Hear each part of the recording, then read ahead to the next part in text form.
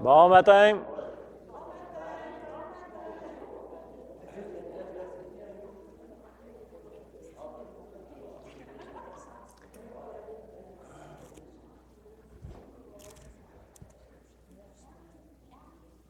Donc, bonjour tout le monde. Bienvenue encore à cette capsule, toujours sur la providence de Dieu. Peut-être un petit retour sur la semaine passée, un petit court retour.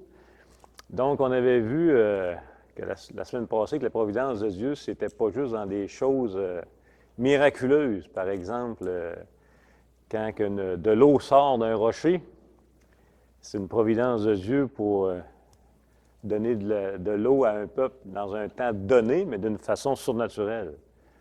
Et on a aussi vu que dans la providence de Dieu, travailler pour se nourrir, ça fait partie de la providence de Dieu. C'est le moyen habituel, c'est la norme que Dieu donne dans sa providence pour se nourrir, c'est de travailler.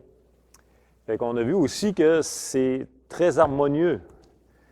Je ne peux pas dire « je travaille, je gagne mon salaire, je me nourris et c'est moi ». Et Dieu n'a rien à voir là-dedans. On ne peut même pas dire ça puisque Dieu, dans sa parole, nous demande de prier chaque jour pour notre pain. Donc, dans sa parole, on voit que nous sommes dépendants de Dieu pour se nourrir. Néanmoins, le moyen normatif pour se nourrir, c'est de travailler. Donc, le travail que Dieu pourvoit pour nos vies fait partie de la providence de Dieu et c'est aussi 100% de Dieu que de l'eau qui est sortie d'un rocher. Donc, ne pas vouloir travailler quand vous pouvez travailler, il faut vraiment peser nos mots, le sens, vous êtes à la retraite, Dieu soit loué, on est content pour vous. Vous pouvez travailler, vous avez un travail, vous cherchez un travail, mais quelqu'un qui méprise le travail pour se nourrir, bien, il méprise la parole de Dieu, il méprise la providence de Dieu. Vous me suivez? Ça, c'est vraiment de quoi d'important à saisir. Et on avait fait le parallèle, par exemple, avec la maladie. C'est la même chose. Vous êtes malade, on prie pour les malades. Mais néanmoins, ce n'est pas parce qu'on a prié pour vous que vous ne devez pas faire des démarches dans ce que Dieu a providentiellement donné pour vous, dans la génération que vous vivez, par exemple, les médecins, les hôpitaux, les spécialistes, mieux manger, mieux faire de l'exercice, etc., etc.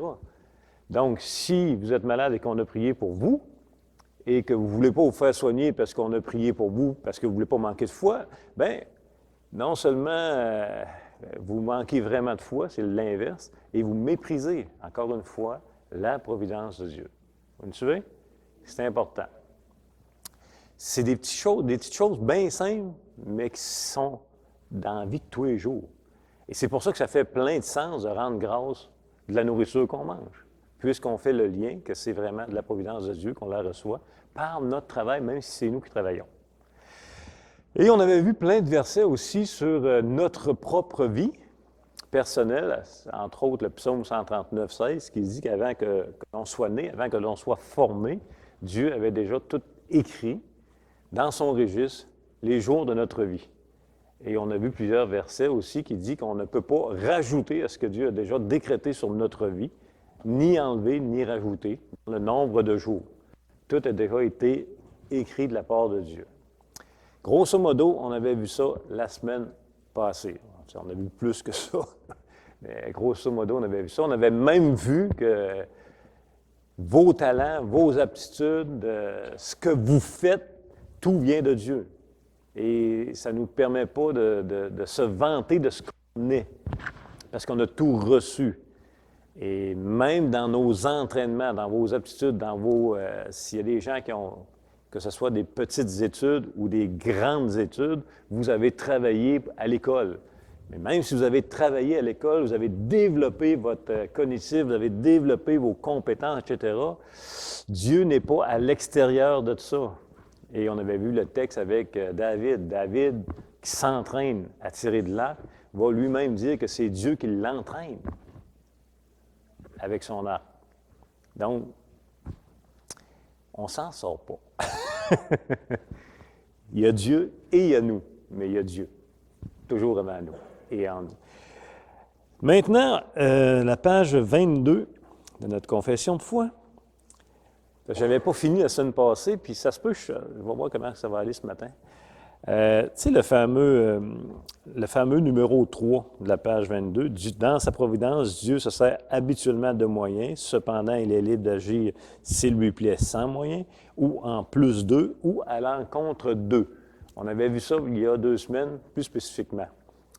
Et là, on est sur l'harmonie. On entre dans la 3e facette de la providence de Dieu, qui est l'harmonie. Les 2 premières, vous vous en souvenez, c'est important. Elle est efficace, universelle, elle est harmonieuse, puis il va rester 2 autres points à voir avec ça. L'harmonie, bien, c'est l'harmonie entre la main de Dieu et la volonté de l'homme. C'est une parfaite harmonie. C'est 100% Dieu et c'est 100% l'homme, tout le temps. Et notre salut individuel à nous, c'est l'accomplissement du décret de Dieu, ça c'est clair, et il s'accomplit par la providence de Dieu, OK, par de moyens habituels et en plus d'eux. OK? Notre salut s'est accompli par la providence de Dieu, par de moyens habituels et en plus de moyens habituels. Par exemple, on sait que pour croire, il faut entendre l'Évangile. C'est inséparable. Donc, par des moyens habituels de la providence de Dieu, par des amis, par des contacts, par les lieux où vous avez habité, par des mouvements.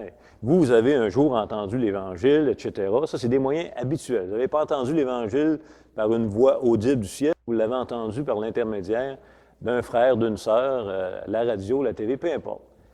Dieu, donc, a agi dans notre salut par des moyens habituels. Mais en plus d'eux. Et l'exemple qu'il donnait dans la confession de foi, c'était Abraham. Abraham, dans ce moyen naturel, ont, malgré leur âge, commis l'acte par la foi de faire l'amour, si vous voulez. Et en plus de ce moyen-là, Dieu a donné surnaturellement la vie à un mort. Et c'est exactement la même affaire avec nous, avec notre salut. Dieu, par des moyens habituels, donc par plein de circonstances providentielles de nos vies, on a entendu l'Évangile, et en plus de ce moyen naturel-là, Dieu a donné la vie à un mort. Vous me suivez? Donc, notre salut s'est accompli par des moyens habituels que Dieu donne dans sa providence, mais en plus d'eux, c'est que même si tu entends l'Évangile, tu ne peux pas te convertir à moins que Dieu donne la vie. Donc, on a entendu l'Évangile, des moyens naturels, des causes secondes de toute notre vie, et Dieu a donné la vie à un mort, et nous sommes devenus croyants.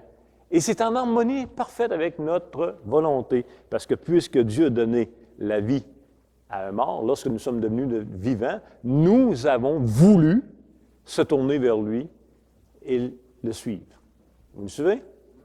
Donc ça, c'est important. Encore une fois, ça fait juste démêler un petit peu. C'est aidant un petit peu. Donc, la question à se poser, c'est est-ce que la providence de Dieu rend notre liberté illusoire? En d'autres mots, plus qu'on, depuis quelques semaines, puis avec l'an passé, ce qu'on avait vu avec les décrets, on se dit, bien, Dieu dirige tellement toutes choses, toute décision de nos vies. On a vu plein de textes, on se demande, coudonc, on a-tu une réelle liberté? Et cette liberté que nous avons est-elle illusoire? C'est coudonc. Tu as envie de dire des fois, un coudonc, mais tu ne peux pas dire coudonc. Parce que, coudonc, notre liberté n'est jamais une illusion. Nous avons une réelle liberté. Nous avons vraiment le choix, nous avons vraiment des choix à faire. Et ce sont des choix réels qui ont de réelles conséquences dont nous sommes tenus réellement responsables. Okay? L'Écriture présente, écoutez, d'un bout à l'autre, une parfaite harmonie entre la providence de Dieu et la réalité des causes secondes. Exemple que dans les lectures que vous avez données la semaine passée, un exemple facile dans le sens où ce qu'on l'a vu beaucoup, des textes que vous connaissez beaucoup, c'est l'histoire de Joseph.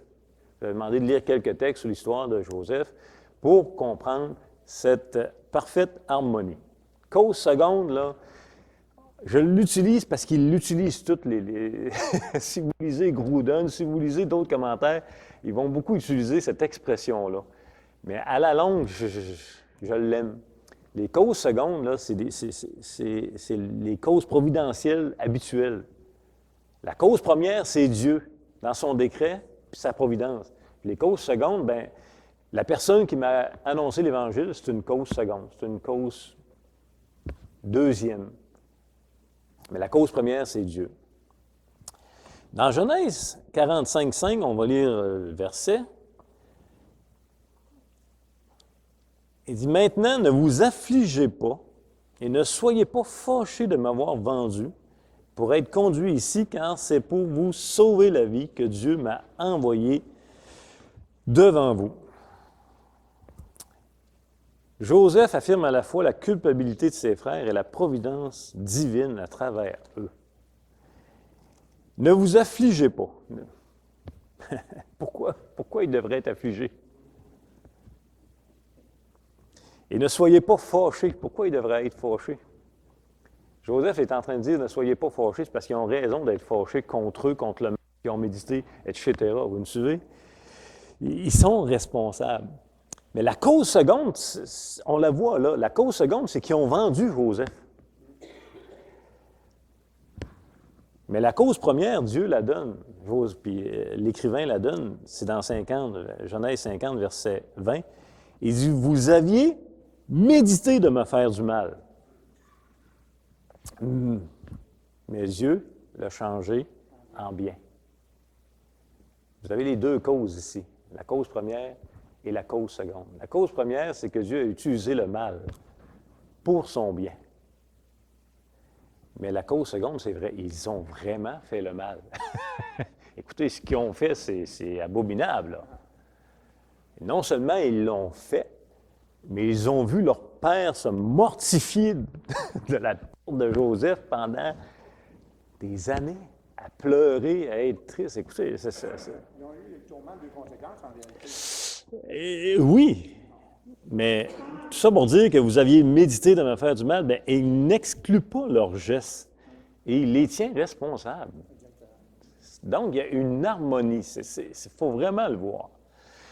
Et l'analogie qui est donnée, Grudem la donne, la théologie systématique, là, Wayne Grudem. Pascal Denot parle de cette même analogie-là. Je l'ai vu au moins dans 2 places. Pour comprendre un peu comment ça fonctionne. Mais c'est une analogie, elle n'est pas parfaite, OK? Mais ça peut nous aider à comprendre. C'est celle d'un auteur d'un film ou un auteur d'une pièce de théâtre versus les acteurs. Pour nous aider à comprendre que Dieu a tout décrété d'avance avant la fondation du monde, pour nous aider à comprendre le psaume 139:16 qui dit qu'avant que tu sois né, tes jours sont déjà écrits dans mon registre. Tu ne peux rien y rajouter, rien y enlever avant même que tu sois né, c'est réglé. Bien, c'est l'exemple suivant d'une pièce de théâtre. L'auteur d'une pièce de théâtre, c'est un écrivain, par exemple. Lui, l'écrivain, qu'est-ce qu'il fait? Bien, il crée des personnages. Puis, il va écrire leur vie. Avant que la pièce de théâtre se réalise. Vous me suivez? Et plus tard, il va y avoir des acteurs, qu'on va appeler des acteurs, qui, eux, vont accomplir cette pièce de théâtre-là. Fait que c'est un peu l'exemple qui peut nous aider à comprendre. Puis, imaginez que si cet écrivain-là, dans sa pièce qui bâtit de toutes pièces, bon jeu de mots, choisit Pasteur Jérôme,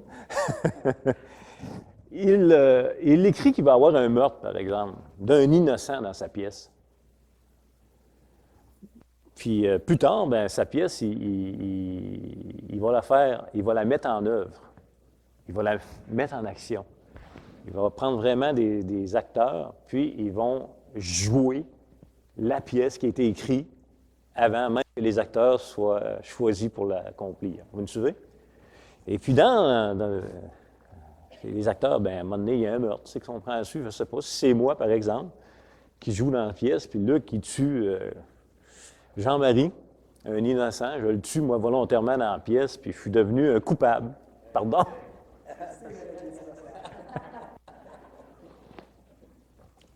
Et puis dans la pièce, qui est coupable d'avoir tué Jean-Marie? Bien, c'est moi, là. On va nous poursuivre en justice, puis il faut avoir des comptes à rendre, puis etc., etc.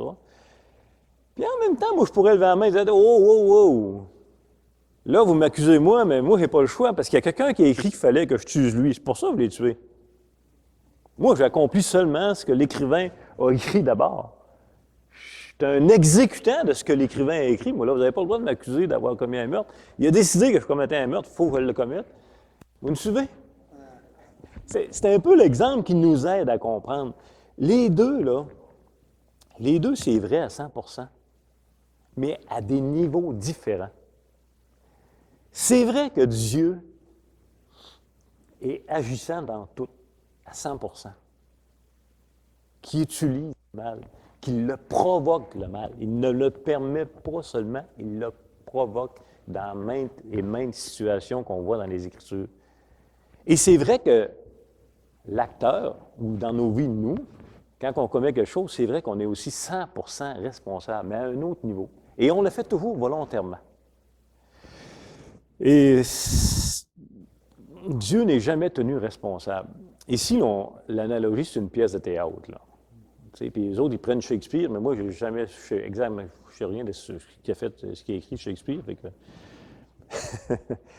Écoutez, dans la Bible, dans les Écritures, dans les faits, Dieu qui a déjà écrit dans son livre de vie, Psaume 139, 16, lui n'est jamais l'auteur, n'est jamais l'origine du mal. Et Dieu qui est infiniment plus puissant que nous, bien, il n'a pas créé des acteurs d'une pièce de théâtre. C'est au-delà de ça. Il a créé des personnages réels, nous, sa création, qui font des choix volontaires, dirigés par le Créateur, et on est réellement responsable. Ça peut aider à comprendre. C'est une analogie qui est donnée. Puis vous allez voir, même qu'on avance un petit peu plus, on va rentrer dans la quatrième facette de la providence de Dieu, qui est l'incompréhensibilité, qui va nous aider à comprendre qu'on ne peut pas tout comprendre. Ça va être important. Oui, M. Bomberger.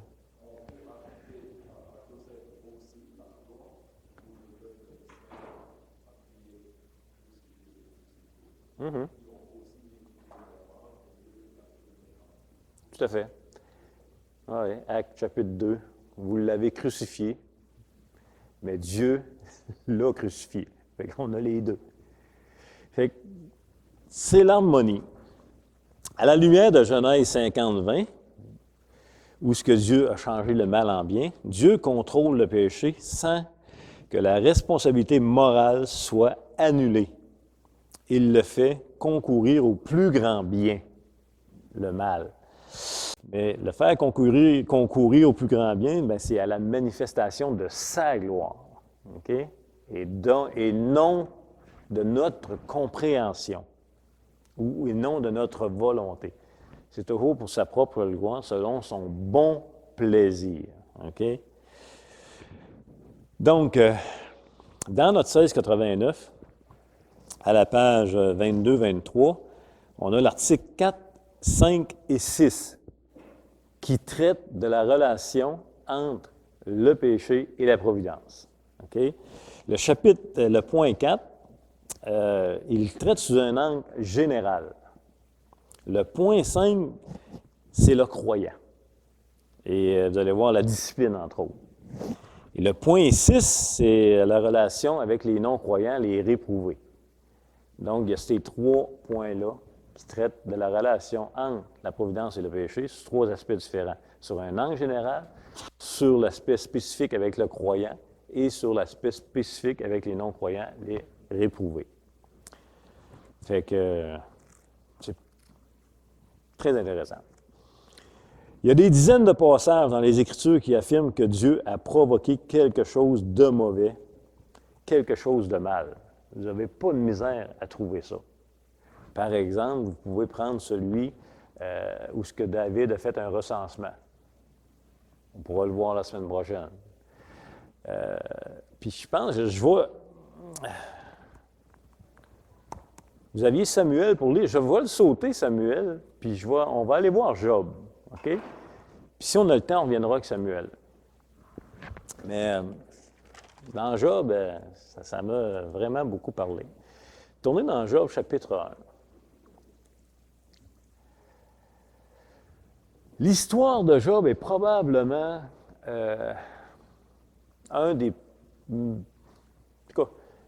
une des meilleures histoires pour comprendre que Dieu dirige tout. Oui, Maurice?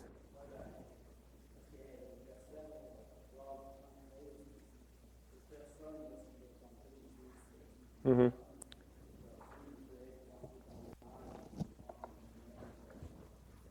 C'est évident. Il y a des dizaines de passages qui excluent la responsabilité de Dieu en lien comme étant le mal. Dieu n'est jamais animé par un plaisir au mal. Puis il ne tente personne, il n'a point en lui aucune ombre de variation, etc. On pourrait en voir par ça. Vous êtes dans Job, chapitre 1.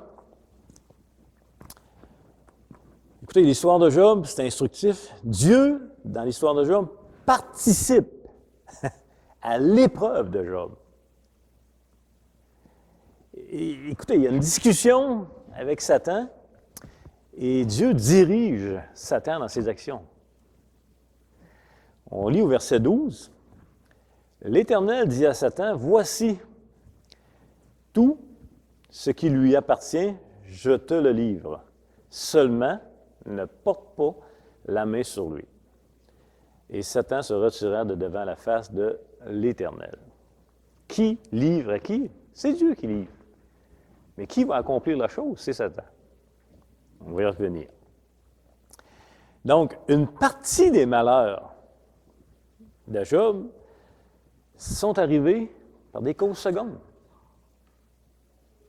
C'est des causes secondes qui ont amené l'épreuve de Job.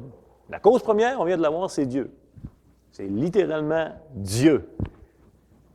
Les causes secondes, c'est la méchanceté des hommes et les événements naturels. On va continuer. On va lire les versets 14 à 19. Et là, ça déboule. C'est le genre de vie que tu ne veux pas vivre. Dans une même journée, dans un même 5 minutes. Donc, il arriva auprès de Job un messager qui dit, « Les bœufs labouraient et les ânesses paissaient à côté d'eux. Des Sabéens se sont jetés dessus, les ont enlevés et ont passé les serviteurs au fil de l'épée. Et je me suis échappé moi seul pour t'en apporter la nouvelle. » Comment c'est arrivé dans cette cause seconde? Méchanceté d'un peuple. Tu voles. Verset 16. Il parlait encore lorsqu'un autre vint et dit, « Le feu de Dieu est tombé du ciel, a embrasé les brebis et les serviteurs, et les a consommés. Et je me suis échappé, moi seul, pour t'en apporter la nouvelle. » Ben là, il dit, ça va bien. Je ne sais pas comment l'expliquer. Je n'ai pas fouillé beaucoup non plus. Est-ce qu'on parle vraiment d'une cause surnaturelle? Est-ce qu'on parle d'un orage électrique qui peut mettre le feu? On le voit aussi. Je ne le sais pas. Mais ça a fessé. 17. Il parlait encore. Lorsqu'un autre vint et dit, « Des Chaldéens, formés en 3 bandes, se sont jetés sur les chameaux, les ont enlevés et ils ont passé les serviteurs au fil de l'épée. Et je me suis échappé, moi seul, pour t'en apporter la nouvelle. » Ici, c'est les Chaldéens, encore une fois, méchanceté des peuples. C'est des criminels, là. Ça n'arrête pas là. Il parle encore. Lorsqu'un autre vient et dit, « Tes fils et tes filles mangeaient et buvaient du vin dans la maison de leur frère aîné. Et voici, un grand vent est venu de l'autre côté du désert et a frappé contre les 4 coins de la maison. Elle s'est écroulée sur les jeunes gens et ils sont morts. Et je me suis échappé, moi seul, pour t'en apporter la nouvelle. » Voilà l'épreuve de Job. Cause de nature et méchanceté des hommes. Somme journée. Hein? Somme journée. Donc, une bonne partie de ses biens, il les a perdus par des criminels qui ont volé, qui ont tué. Ça arrive encore à tous les jours, en passant. Ce qu'il avait de plus précieux, ses fils et ses filles, il les a perdus par une cause naturelle, qui est une cause seconde aussi. Comment l'expliquer? Bien, en tout cas, ça arrive encore aujourd'hui. Il y a des ouragans, il y a des tornades, il y a des édifices qui sont bâtis sur le roc qui peuvent passer comme rien, juste par un événement, par des lois naturelles, etc. Mais souvenez-vous, il y a 2 semaines, on en a parlé. Et on a vu les textes que Dieu contrôle exactement tout ce qui arrive dans la nature, incluant un brin de neige, le vent, les éclairs. On a vu les textes il y a quelques semaines, ce que Dieu dirige tout et contrôle tout. Ses fils et ses filles par un événement naturel qui semble être une tempête de vent. Ça va jusque-là? Donc, toutes ces causes secondes, la méchanceté des hommes et tempête de vent, sont l'accomplissement de quoi? La volonté de Dieu, de la providence de Dieu, qui est la cause première. Donc, comment Job réagit à ça? Job ne s'arrête pas aux causes secondes. C'est un phénomène, Job. C'est un phénomène. Par contre, c'est un trésor pour nous. C'est pas qu'il ne les comprend pas, les causes secondes. Il les comprend très clairement. Mais volontairement, il ne s'arrête pas à ces causes secondes. Par la foi, il passe directement à la source, à la cause première, qui est quoi? La main de Dieu. Écoutez, Job ne remue pas ciel et terre pour expliquer ce qui s'est passé. Job ne remue pas ciel et terre pour traiter tous les saints du ciel d'injustice, d'accuser de n'importe quoi. Il aurait pu accuser la méchanceté des Chaldéens, des Sabéens, il aurait pu accuser l'injustice d'une tempête. C'est quoi? Moi, je fais rien de péter un orteil sur un meuble, puis je chiale après le meuble. Qu'est-ce qu'il faisait là? Le meuble. Ça, écoutez, j'ai ce réflexe ultra naturel d'accuser la planète entière de tous les drames. Alors que Job n'a pas ce réflexe. Lui, son réflexe, c'est on va aller tout de suite à la cause première. Il n'y a pas de temps à perdre avec la cause seconde. Parce qu'il sait et il comprend que derrière et en avant tout, et l'origine des causes secondes, c'est la providence de Dieu. Vous me suivez? Comment il va dire ça? Job 1, 21. Il dit, « Je suis sorti nu du sein de ma mère, et je retournerai dans le sein de la terre. L'Éternel a donné, et l'Éternel a repris ou a ôté. » Jusque-là, ça pourrait être pas si mal encore, parce qu'il pourrait terminer sa phrase en disant que l'Éternel soit maudit. Vous me suivez? Tu sais, il peut réaliser. Et on l'entend en passant. Si on est honnête, on l'entend. Là. Quand il arrive des choses, là, quand quelqu'un de 99 ans meurt, ça va bien. Quand quelqu'un de 5 ans meurt, ça va moins bien. On va souvent imputer la mort d'un jeune que Dieu est venu le chercher, mais on ne rajoute pas que l'Éternel soit béni. Job, il rajoute que le nom de l'Éternel soit béni, soit loué.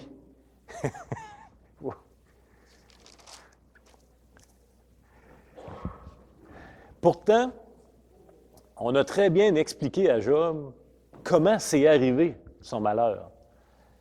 Par des hommes méchants. Tu sais, on a expliqué, on a donné les raisons à Job. Comment c'est arrivé, la méchanceté des hommes, puis la tempête, etc. La question qu'on pose, est-ce que Job attribue à Dieu ce que les méchants ont fait, et est-ce que Job attribue à Dieu la tempête? Non, non. Certainement. Certainement qu'il l'attribue à Dieu. Est-ce que Job attribue le comportement des méchants à Dieu et la tempête à Dieu? Oui! Oui, il l'attribue à Dieu. Il l'attribue à Dieu. Il sait que c'est Dieu qui dirige toutes choses. Mais, si le texte est là, on pourrait quasiment dire que Dieu est l'auteur du mal. Quasiment. Vous me suivez? Mais il y a le verset 22 qui règle tout le problème. En tout cela, Job ne pécha point. Il vient de dire, Job, là, que c'est Dieu qui a ôté et qui a donné. Il vient de dire que c'est Dieu la cause, la véritable cause de tous ces malheurs-là. Il ne pêche pas. Mais pourquoi il ne pêche pas? Qu'est-ce qui nous fait dire dans le verset qu'il ne pêche pas? Il n'attribuant rien d'injuste à Dieu dans tout ce qui est arrivé. Il n'impute aucune responsabilité au mal, au lien du mal, dans la communion du mal à Dieu dans tout ce qui est arrivé. Mais il sait que c'est Dieu. Qu'est-ce que c'est? Là, on la voit, l'harmonie entre la providence de Dieu et les causes secondes, les actions des hommes. Est-ce que les Chaldéens puis les Sabéens, je pense, est-ce que leur méchanceté, ils l'ont fait volontairement? Certainement. Ils l'ont médité, ils l'ont préparé. Job est un homme prospère, connu, intègre. C'est sûr que le coup, ils ne se sont pas levés un bon matin ils ne doivent pas manger des toasts, là, mais je ne sais pas quoi. Entre deux morceaux de pain, ils disent « Hey, on va aller chercher chameau au matin ». Ça a été préparé, ça a été médité, ils l'ont fait volontairement. C'est la méchanceté de leur cœur qui a été mise en action. Job ne dit pas que Dieu a mal agi. Au contraire, il dit que l'Éternel soit loué. Il y a un point à comprendre, c'est celui-ci. Accuser Dieu d'être responsable des malheurs qu'il a fait venir sur Job. Et là, vous pouvez mettre votre nom. On peut mettre mon nom, par exemple. Accuser Dieu des malheurs qu'il ferait venir sur ma vie. Par l'intermédiaire de quoi? Dans l'intermédiaire de causes secondes. Par la méchanceté d'un tel. Par un événement. Un pont qui tombe quand je passe. Tu comprends? On a vu ça aux nouvelles cette semaine. À chaque fois qu'il y a des événements de même, je me dis « wow ». Ben, dis pas « wow ». Je me dis « c'est pas wow, c'est le fun ». Ouais. Wow, il n'y a pas d'hasard. C'est qui se retrouve en dessous d'un pont quand il tombe dans une fraction de seconde? Ça n'a pas de sens. Hein? Donc, par l'intermédiaire de causes secondes, la méchanceté des événements aurait été un péché. Je recommence ma phrase, je l'ai interrompue. Donc, accuser Dieu d'être responsable des malheurs qui arriveraient sur ma vie par l'intermédiaire de causes secondes aurait été un péché, est un péché. Ce que Job n'a pas fait. Job ne fait pas cela. L'Écriture ne fait jamais non plus cela. Et nous devrions jamais aussi faire cela.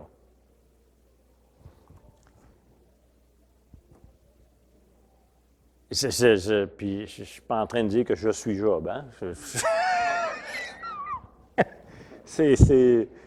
Mais dans le chapitre 1 de Job, il y a deux personnages qui comprennent très bien que Dieu est souverain sur toute sa création. Il y a 2 personnages, le chapitre 1 de Job, qui comprennent exactement que Dieu contrôle tout, dirige tout, et il est... Lesquels? Quels sont ces 2 personnages, le chapitre 1? Satan et Job. Job, on vient de le voir, Satan comprend ça aussi. C'est vraiment incroyable. Je ne suis pas dans Job, on va le tourner, je ne l'ai pas écrit. Je vais aller dans Job, ce ne sera pas long.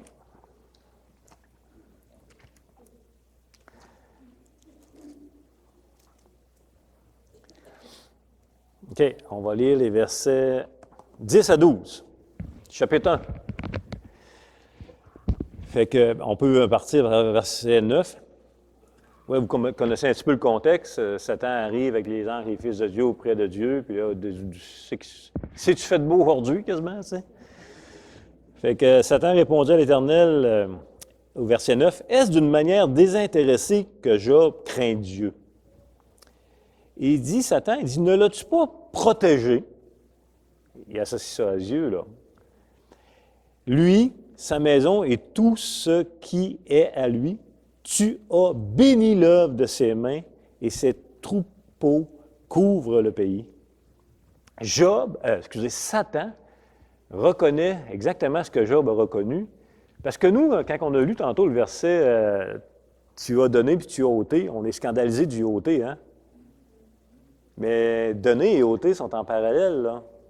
Si vous êtes scandalisé du ôté, bien, vous devez être scandalisé du donner. Vous me suivez? Satan reconnaît que toute la richesse, tout ce que Job possède, c'est Dieu qui l'a donné. Comme Job le reconnaît aussi. Sérieux à rien, il avait besoin d'y enlever. Oups, ça replace un peu des pendules, tu comprends?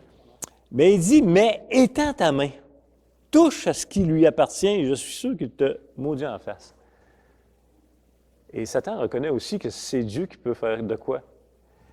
Et Dieu va dire, OK, je vais étendre ma main. Et comment il va le faire? Il laisse Satan, il va dire, tu vas-y, mais touche pas à sa vie. Puis Satan s'en va, agit volontairement et responsablement. Il est déjà jugé d'ailleurs.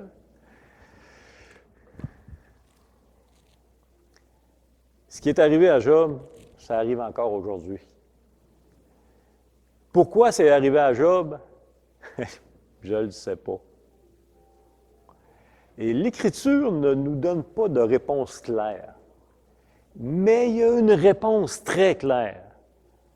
Du pourquoi que c'est arrivé à Job, c'est pour notre instruction. Puisque ça fait partie du canon des Écritures. C'est pour notre instruction. Et ça va nous amener vers la 4e facette de la providence de Dieu, qui est l'incompréhensibilité. On ne peut pas tout expliquer les événements providentiels de Dieu, comme celui de Job. Mais je pense que le chapitre 1 de Job nous aide énormément à comprendre que Dieu dirige tout dans sa création, soutient tout et que tout subsiste en lui, qu'il dirige absolument tout sans être coupable du mal. On a vraiment des textes qui en fait une parfaite harmonie. Et je n'ai pas parlé des textes de Samuel que vous aviez à lire, mais je vous donne quand même d'autres lectures. 2 Samuel chapitre 24, 2 Samuel chapitre 24 et 1 Chronique 21, 1, c'est les textes sur le recensement de David, où ce qu'on va voir que Dieu provoque, excite un homme à faire quelque chose de mal pour amener un jugement. C'est particulier, mais il faut le voir dans les Écritures. Merci, bonne journée.